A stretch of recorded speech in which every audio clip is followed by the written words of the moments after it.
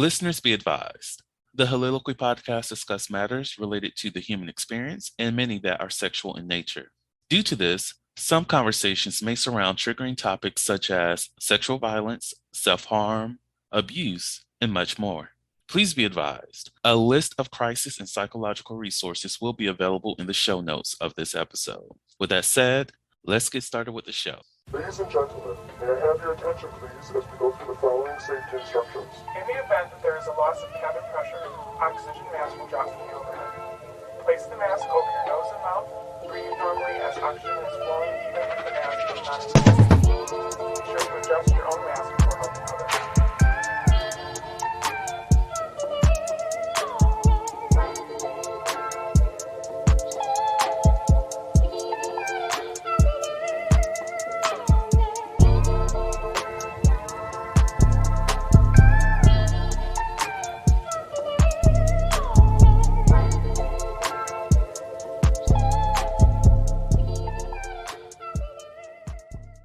Hello, everyone. Welcome to the Soliloquy podcast, where we step out and speak on sexuality. This is your favorite host, Vernon T. Scott, also known as Slaytor Jackson, and for you freaking motherfuckers out there, Sebastian Adams. By this point, you should already know that a hoe is out here. A hoe is doing whatever I need to do. There's like this other podcast that's out here named The Vibrator My Pod. I'm preparing for Hovember. I'm doing some things that y'all need to get ready for, as well as getting ready for I need to like sit down and do this other than having a cover done. Working on this new journal for this year. I don't know if I'm going to be updating the journal yearly going forward, but at least I feel like I need to at least do the one for body because the category of the year of 2023 is still body, motherfuckers.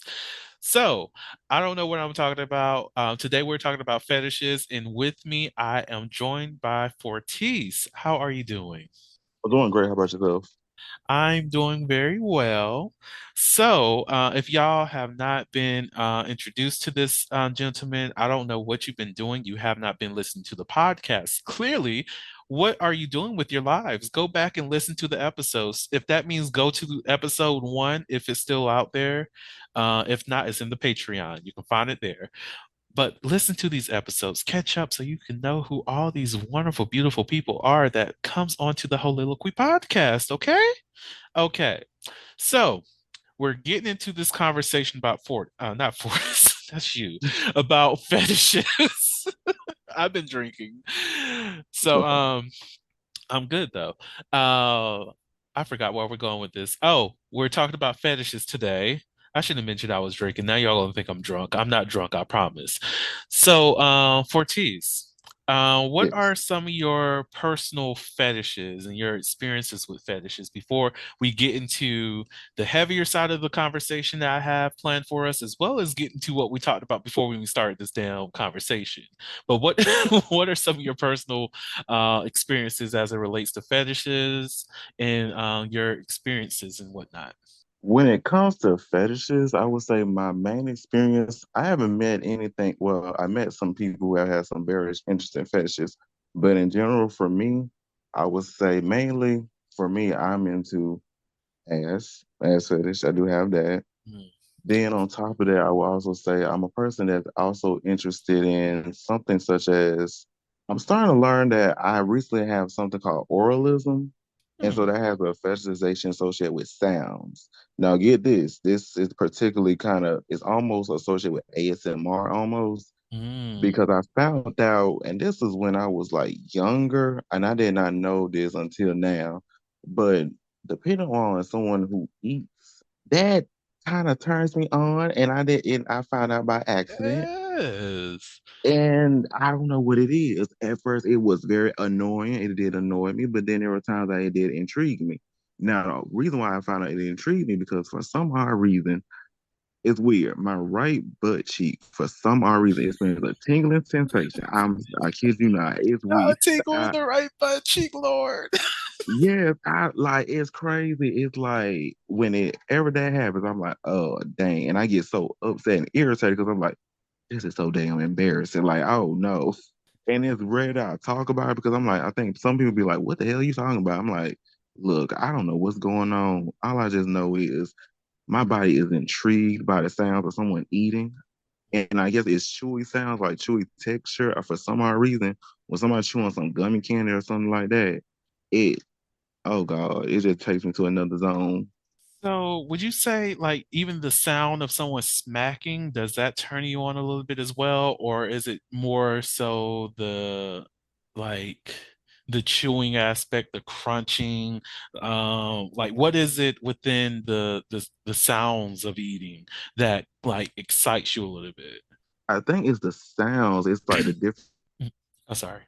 different sounds because the chewy texture is one thing. Now, another thing that triggers me in a sense, Hmm. because especially depending on the person, because there's some people I have met that would smack continuously. And the reason why it bothers me so much is because like my body is so weird because when I experience these tingling sensations, I'm like, ugh, I'm like, oh no. And like it makes me feel some type of way because I'm like, especially when they do it in public, I'm like, oh no, like this is not right. No. I was like, wow. So I think in that regard, it's associated with the sound of their lips and everything. Like the Mm, lips smacking, all of that. mm. So it's crazy. So, would you say if you were to be engaging in sex with a partner, you would want them to like lean in and just do like like the little slapping and like Yes. that kind of sound to your Hmm. ear? Oh yes, I'm fine with that. I like that. That's interesting. Hmm. We love to see it. So, what about have you seen any of the videos related to like food porn? And I mean like the actual food pornography where people are engaging in sexual experiences with each other and they're using food, they're shoving it down their partner's mouth, or they're spreading like cake on their bodies and eating off of it, or putting like cream and sugary items all over someone's butt cheek and start like biting and eating the cream off of their asses and all that other stuff. Is have you seen any of that? And if not, is that something that you're probably going to be looking into after this call? So actually, first and foremost, I had experiences with that. And that's actually one of the Ooh, top things that I love doing, actually, believe it or not.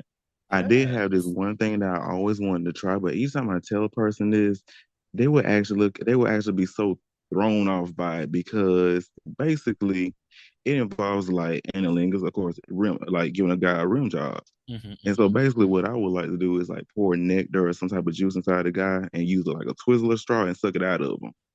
So that was Oh. always something I wanted to try personally. Okay, you're nasty. We support. Yes. Like this is a thing. I have not heard of anybody using a Twizzler to do this. That's intriguing. I'm here for it. They are built like a straw. Let's Right. like yes. But I have heard of people who are into like people who may put food into them and then they excrete it into someone's mouth or into like a um um not a flask, a funnel. That's the word I'm looking for. They're doing it in a funnel so that they can eat it, or those kind of things.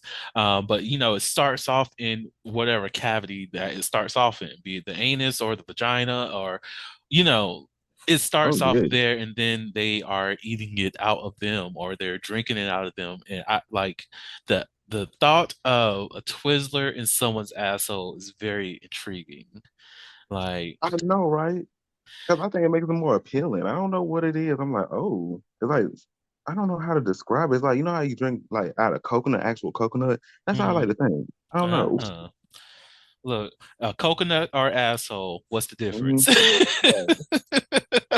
Like, I think for some people, because it's something that they're not familiar with, and it's like for me, I'm not going to be like shocked by any kind of fetish of like that because I've actually seen videos of like food play and whatnot. So you when you see like the fringes of sexual expression, you become very accepting of a lot of different things. So like and this is why you may hear a lot of sex coaches, sex educators, sexologists, clinical sexologists, whatever the title it is, people dealing within this realm use like, I'm not going to yuck your yum, or I'm not going to like kink shame, wherever the phrasing that they use is because Mhm. there's so many great different ways other people experience their sexual expression, even though it may not be something for yourself.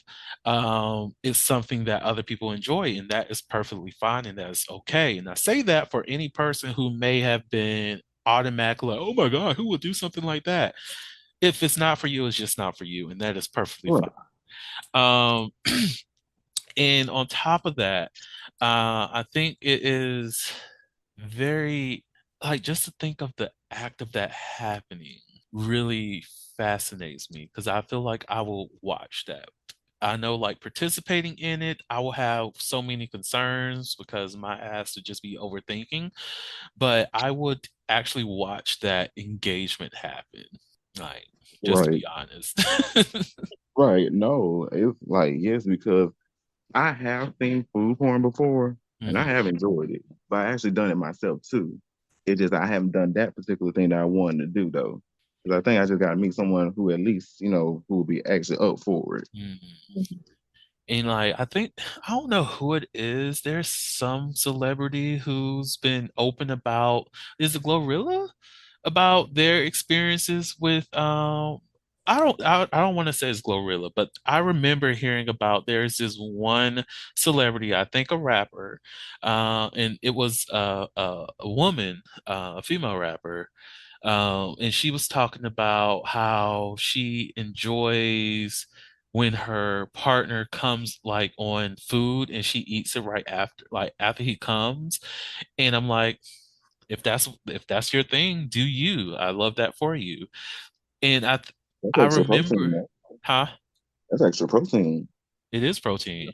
And I Hmm. remember seeing some backlash, not real like heavy backlash, like, oh my God, who does that? Like, it was more like a lot of people like ill, not ill, but who will do something like that? That doesn't sound like they're being honest. This is unreal. This is, dismissing it as though this is not a way some people really do express their sexuality.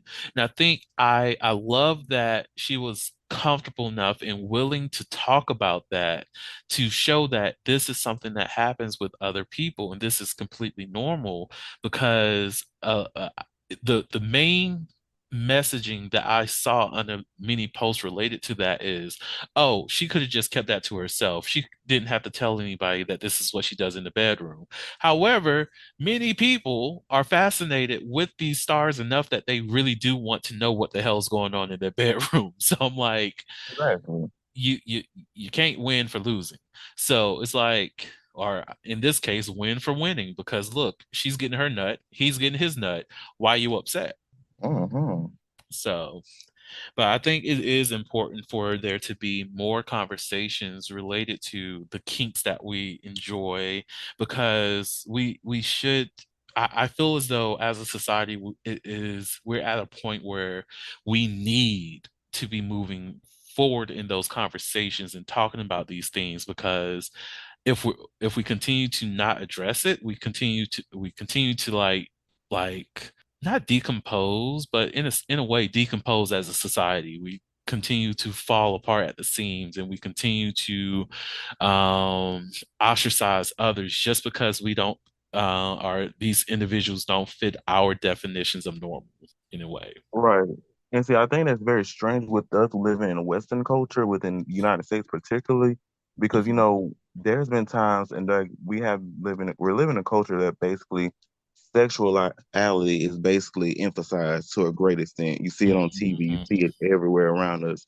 And my thing is like if y'all can be able to push this narrative on certain people and do certain things, then why not open the doors of exploring what people's fetishes are? Like I don't think Mhm. there's nothing wrong with that. Because I mean the Agreed. thing about it is at the end of the day, this is one of the things that gets to explore the depths of people's psyche. I think it's very Mhm. interesting and intriguing to me. No, I agree. I truly agree because it's like it helps people see themselves as normal because like that's the unhealthy part of being in the United States. Well, there's a lot of unhealthy parts, but this is one Mhm. facet of that. But that's Mhm. one part of why it's one one unhealthy part of being in the United States and being within Western civilization and like ideology is that it is always pushed that there's only one set norm. The Soliloquy podcast focuses on the variability of sexual expression. When it comes to sexual expression, we often depend on pornography to illustrate how one must perform sexually. For those who have not learned this by now, the stuff you see in porn is not real. Pornography provides a singular perspective of sexual expression that is not often the reality we see during our own sexual encounters. The Soliloquy podcast is a conversation that takes you outside of the compressed box of what many know about sex. Some of the topics we discuss includes kinks, condom usage, status disclosure, and past sexual experiences. The Soliloquy podcast steps out on sexual norms and recognizes that the norm is not the only normal. Subscribe today and join the conversation. Western civilization and like ideology is that it is always pushed that there's only one set norm. Like even when it comes to animals and how they express themselves and how they express their sexuality, we're not taught that, oh, wait, animals don't really do anything that we were taught. Like there's not that conversation like, oh, there's a king of the jungle and all this other stuff. There's one male per pride and all. No, all that is a lie. There's multiple males that can be in a pride. Not all everybody's fighting to be a leader. Yes, you do Mm-hmm. commonly see the female lions chasing after the prey and killing the prey, and that is usually because they're faster. However, the male lions also hunt too. So it's like we don't have these conversations because there's like this certain narrative that's always pushed, and the narrative doesn't ever tell the full story. Most definitely when it comes to sexuality, most definitely when it comes to genders and gender roles and gender expression, or even just how birth control. That's another one. Like it's so many Mm-hmm. things. But all right, now that I'm off my little soapbox, is are there any other fetishes that you're intrigued by that you enjoy outside of that? Ah, I can't think. I am interested in being tied up, but other than that, I Ooh, think that's about it for right now. I think, yes. yes, you better So get I'm more tied of the a fuck rope up. bunny, really. I like that. I don't know. Yes, yes, I'm here for it. Now, in our intake meeting, because we're going to go into a little bit of the darker side of things. Oh, Okay. before I even go into that, I have to admit, yeah, I'm here for the being tied up in the rope bunny because look, the, depending on the person I'm with, tie me the fuck up. I don't want to escape. I want to be a little bit, I want to be tortured a little bit Right. in terms of pleasure. I'm not trying to feel any kind of pain, but I don't need to escape. What am I escaping from? Show me what I need to escape. Oh, okay. I'm in a moment. Um, so outside of me in that moment, I'm exiting. So in our intake meeting, and also going into the darker side of this conversation, we were talking about big butts and how we're I don't want to say socialized in a way, but big butts and butts in general is always like in our preview some way, meaning on TV, you can see like the ass out somewhere on a cartoon. We can see butt crack all over the damn television.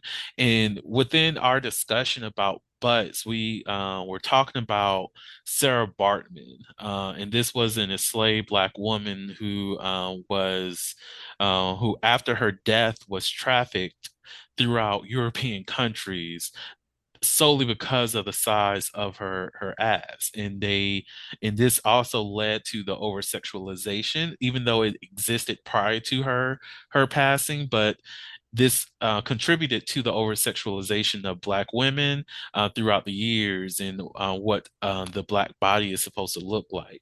So, what are some of your thoughts about Sarah Bartman and her situation, her life in general? I will be honest. I have read into that, and it's disturbing. I learned that since high school. Hmm. And it has, to me, it's very triggering each time when I reflect on it because I think that's one of the reasons why it explains us as a collective why we often prize like women or even men who have nice derriere. Like, let's be real, Hmm. because she was the post, like she was the embodiment of that.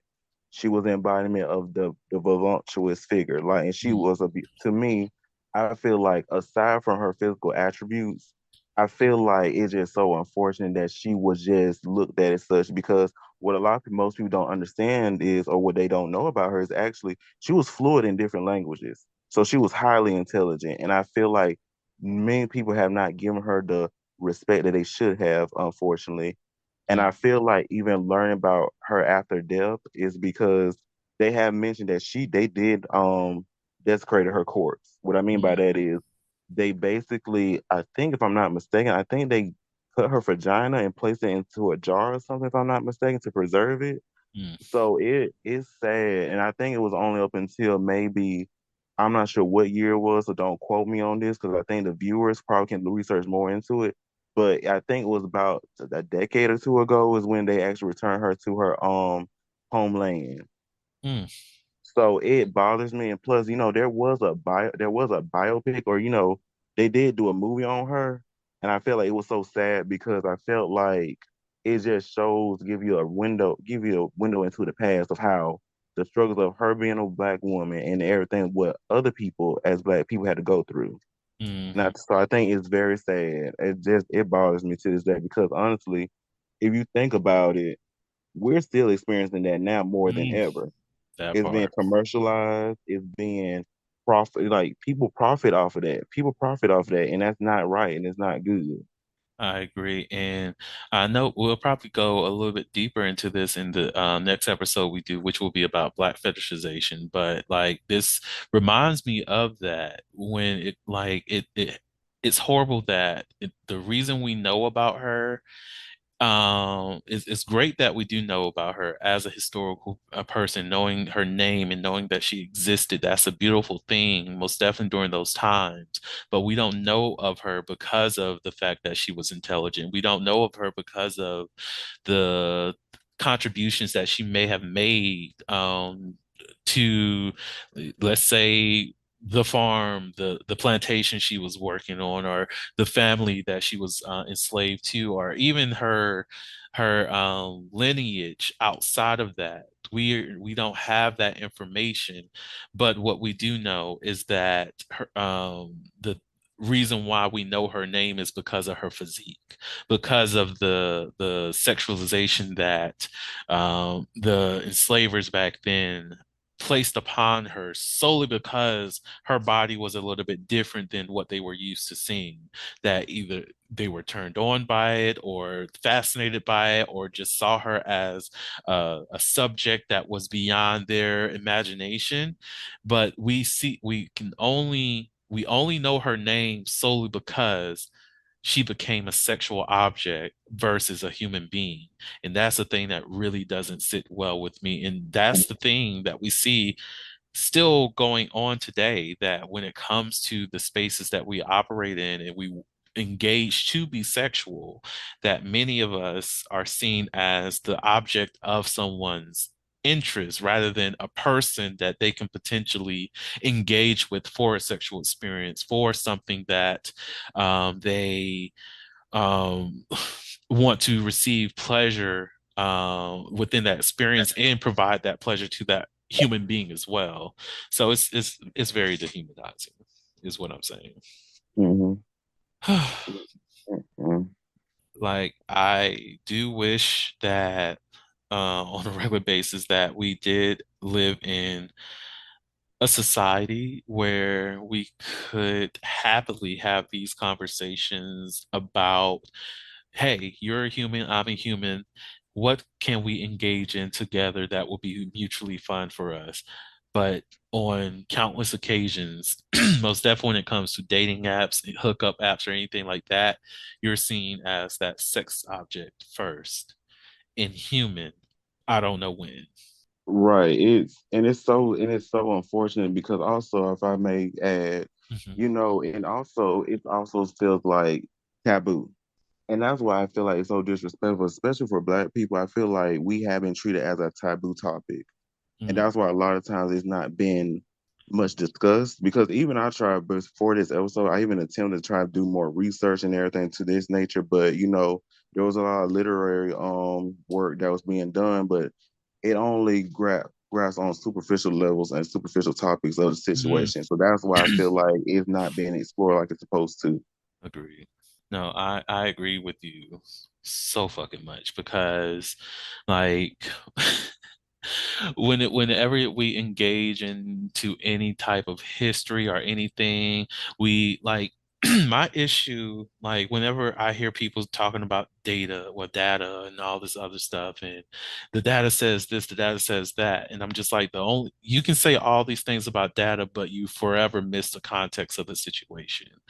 That's what a lot of our education or even articles that we read, they focus on that, but they don't provide the context of the situation. Because look, if you there's this book I read, it's called Slavery's Capitalism, and I think I'm referring to the right book, where they were talking about how slave owners would constantly say that the enslaved people are not doing proper job, they're inefficient, they're not working as properly, they're not doing anything to make the economy successful. Meanwhile, the United States market is just flourishing, and the South is producing all these great things, and they're just doing all the wonderful things to make sure everybody has profit. But they're using the argument that if you look at our data, they're not being efficient. We just got some more enslaved people, and have we're whipping them and doing all these horrible things. Of course, they didn't admit that, but we're doing these things to make them more efficient, but they're not doing the best that they can. Meanwhile, enslaved people were outperforming actual machinery in the amount of things that they were like the cotton they were plucking. However, they see that as being inefficient because of the numbers that they have and the expectations that they had for the enslaved people. And it misses the context of the reason why they were actually extremely efficient was because of the fear that they were in. It was because of the thought of, if I do not do as great as I can to get all of these bushels picked, that I'm going to be abused, that I'm going to be whipped, that I'm going to possibly be murdered or miss a limb, which sets me further back. So let me do as much as I can in the best amount of time possible whilst trying to survive at the same time. But we And don't get that side of the story because that's too hard to talk about. It's too taboo. exactly. And I would definitely, and I think you are very right about that. Because another thing to add on to it, because I think what they associate a lot with Black people is being kind of a superhuman or a superhumanization. Mm, To me, when I think of superhumanization, I think that's another form of being dehumanized. Well, the reason why I say that is because you're looking at us as some, you're thinking that we're so capable of doing so many things without taking into account that we are humans at the end of the day. mhm, So I think whenever someone would just compliment someone on their physical attribute, on their strength, or anything to that nature, I think they're just trying to relate them to someone being a superhuman. And I think that is something that to be very careful of because that is a backhanded compliment. To mhm, me, I feel like it is because I feel like you're not looking at it and looking at the person. You're just looking at what they can do. mm, And that's one of the things I think is why today in today's society, I think that's why they perceive us Black people as being more able to withstand different pains and different things to that nature. And I think that's what's going to be an ongoing struggle because once again, mhm, unfortunately, most Black women had to go undergo certain things. That's why the medical is so successful now because they had to do these tests on these women and they had to suffer the consequences of it. mhm. And I agree that I 100% like most definitely with the superhuman aspect of it. Like our pain doesn't truly matter. medically it doesn't matter because apparently we have a higher pain threshold. No, because a group of people are capable of ignoring the real pain that we're going through on a daily basis in order for us to survive does not mean that the pain is still not there. It does not mean that the pain hurts any more or any less than the pain that you feel. A knife in my body is still a knife in my motherfucking body. And Exactly. can you just pull it out and help me stitch my fucking wounds? And yeah, Mhm. but to not be so down and depressing, I hope y'all took that message. Something that we ended up talking about prior to this conversation is drawn together. And this is, if you have not heard of it, listeners out there, I recommend you watch episodes of it. It's very problematic, and I get we're in a completely different age, and you can talk about like do your think pieces about, oh, how could this go by and all this other stuff back in the day. People were toxic. Look, racism exists, patriarchy exists, oppression exists, a lot of shit exists, okay? And a lot of things were normalized that should not have been normalized. And the people who were impacted by that was just like we have issues, okay? So it's definitely worth watching just to engage in that and also to have those conversations with your friends, partners, or what have you about those episodes.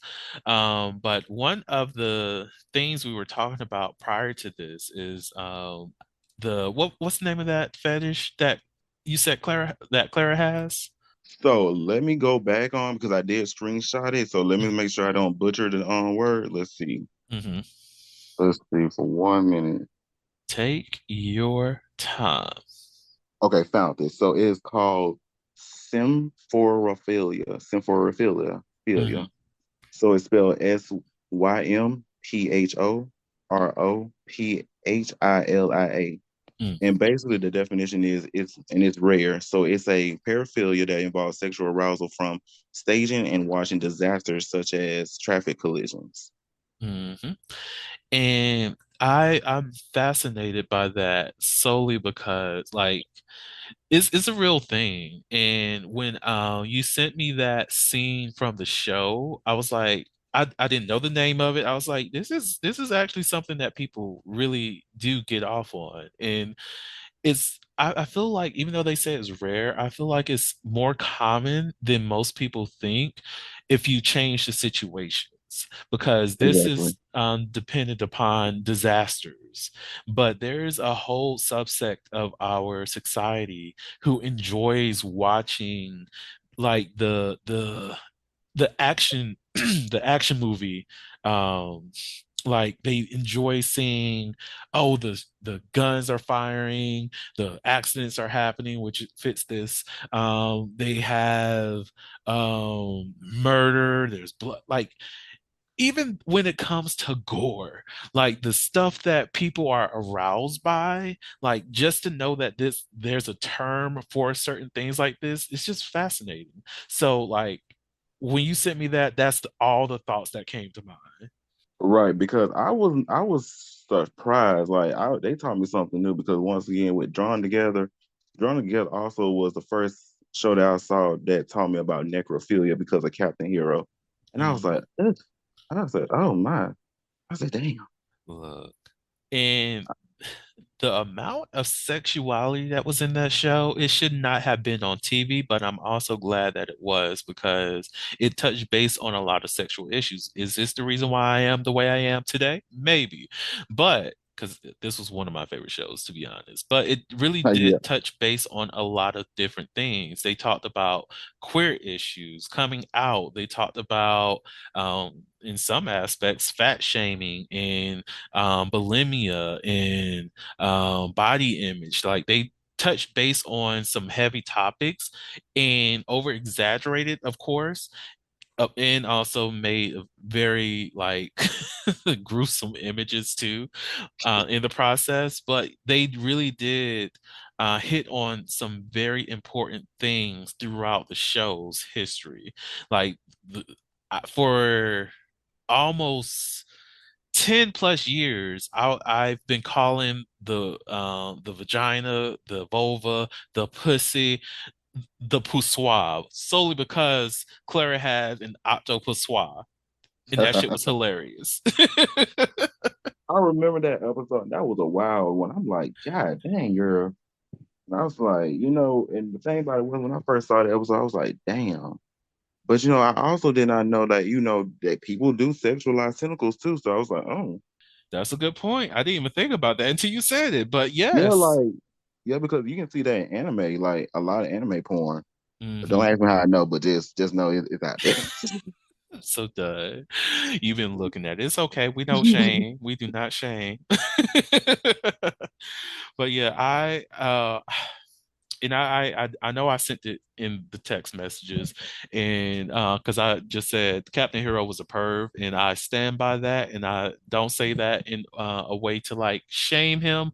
It's just he's just completely annoying to me. So Oh, yeah, and he was a sadist. I think he got pleasure out of just bringing people pain or something. If I'm not mistaken.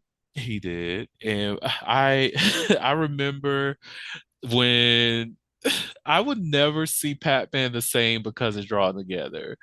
It's like because at Xander's coming out party, Pac-Man was there, and he saw Xander. It was like, Xander was like, "Hey, don't tell Mrs. Pac-Man because Mrs. Pac-Man and his girlfriend that he never really saved. She saved herself, y'all. But his girlfriend were close, and Pac-Man was like, uh, when Xander was like, "Don't tell her," blah blah blah blah. Pac-Man took out a bow and was like, "She already knows." I was like, "What the fuck?" I was so done with that because I was like, God damn, they were showing up like how to be catfish and like and just in a cartoon. Because if you think about it, Xander was catfish. Facts, facts. And I was like, then dog. Elmer Fudd was gay. I said, oh no. Oh god! And then Wildorf like jacked him off. Well, played with his penis through a glory hole. Y'all, that show is not appropriate for kids, and I watched all of it. I have the DVD set of the. Oh, you do? Well, I had it. I don't know if I still have it, Um, but I did own the DVD set to So draw they have it on together. Paramount. Bitch, I'm getting Paramount today. Yes, because actually, especially if you get a free trial, but then unfortunately, of course, they only had 3 seasons. So unfortunately, that's the sad part about it. I think, honestly speaking, I like, despite its controversy, I actually enjoyed it because it did touch on important issues that I think a lot of people just love to just shove into the closet. That part. Like that was one of the few shows that actually addressed black issues. Exactly. And even though they did over sexualize Foxy, but she was able to, and they made her like they kind of, let's say, ghettofied in a way, but she was a character that stood by herself. She had ownership of herself, and she also spoke truth whenever truth needed to be like spoken. Like when she beat Clara's ass. Oh my God. I am still floored by that because I mean it's a huge representation of what people go through today. So I mean, honestly speaking, say what they want, but I would say 100% support Foxy Brown for what she had to do. That part, because look, some bitches need to get slapped. That's I'm not saying go out and do it. I'm not supporting violence, but in the context of that show, sometimes a motherfucker needs to get slapped, and it happens. So, Exactly. oh God. Alrighty. So I think that will be enough for this conversation. Are you ready for a little bit of Never Have I Ever? Yes, I am. All right. So never have I ever flirted with a teacher or a boss. I have never done that. I haven't seen anybody that I wanted to actually have sex with, unfortunately. I have fantasized about it, but unfortunately, most of the people I have met, they were women. So I was like, oh, Yeah. I get that. I've I won't say I flirted, but I definitely tried to hook up with one of my professors back in undergrad, and it was through an app. It was through I think Adam for Adam. I saw that he had a profile, and I definitely reached out. And to be completely honest, my I was like, I did not have my picture up, so I wasn't shocked if he did or did not respond. And the other part is after I graduated, I tried it, and I was like, oh, I guess he's just not interested. It's okay, whatever. But Oh, yeah, that happened. And then who else? In terms of um like supervisors, bosses, I haven't had any that I flirted with. Have I had a supervisor that I would have been okay with having sex with? Yes, but that mofo mhm. was also married and I was not. And his wife was cool and everything. And I was like, I'm not going to add any kind of drama into this. So I was like, we're not. However, if the opportunity presented itself and it was like a knock on the door, like Vernon, what's up? And I'm just like, oh, I'm just sitting here sleeping. It's like, well, you want this dick? And it would be like, yeah, things happen. But Look, I'm not against it. You got to get it the best way you know how. that part. So that's the only supervisor I would say I was actually somewhat sexually attracted to. Other than that, I'd just be chilling. Hmm. Would you like or would you rather? Would I rather? Yes. All right. So, would you rather have an obvious orgasm every time you or someone else says your name, or orgasm every time you're near a piece of fruit? Oh, I'd rather do that every time I'm near fruits. you know, I sh bitch, I should have known that you was gonna say that because this damn food fetish you got, it makes Yes, sense. Let me go ahead and devour an apple and then come at the same fucking time. I'm here for you. I see you. I respect you for that. yes. For me, I think I might have to go with the fruit as well. Mm, hold up. I got fruit in the kitchen. I can be home and no one says my name, but I can be home and there's a fruit present. So, oh, I don't think I want to orgasm as much. That's this is actually tough. It is because the reason, if you want me to not tell you, reason why I didn't go with my name because it's just like you gotta be on point with it. You gotta be on beat. If most people can't pronounce my name basically, so that's why I Mm, can't orgasm. So I was like, that'll defeat the purpose. that's a good point. That's a good point. But I wonder if text messages, what it says, so you can't say a text message. So ooh, I might have to go with names solely because I don't be around too many people throughout the day.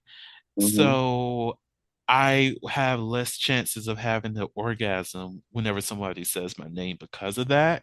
And I will be comfortable enough having those orgasms based off of how many times people actually say my name right now. However, when it comes to the fruit, I'm frequently around fruit. And I don't want to randomly be outside and somebody left the apple outside and I'm just like, oh, fruit. Ugh. Like I don't like beware of fruit. And I say that to remind myself that's going to be the name of the episode. But like I just don't want I don't know. I will feel some type of way. And what kind of fruit are we talking about? Because are we talking about the sweet kind, or are we talking about the plants that we regularly see on a daily basis that are technically fruit, but we don't ingest? Sweet. I like something sweet. It gotta So be we're something going, very sweet. okay, we're going with Mhm. those. Only sweet fruit. We're going with Sweet that. fruit. Sweet fruit. Nothing tarts. No. Okay, Uh-uh. so yeah, I'm going with the name. I'm going with the name because fuck that. Like at least during sex, I can be like, say my name, and we come at the same fucking time. I'm not going to be at the grocery store and somebody throws a fruit says catch and I catch that motherfucker and then I come at the same time. I cannot. Mm-mm, mm-mm. That means I can't even go to the grocery store.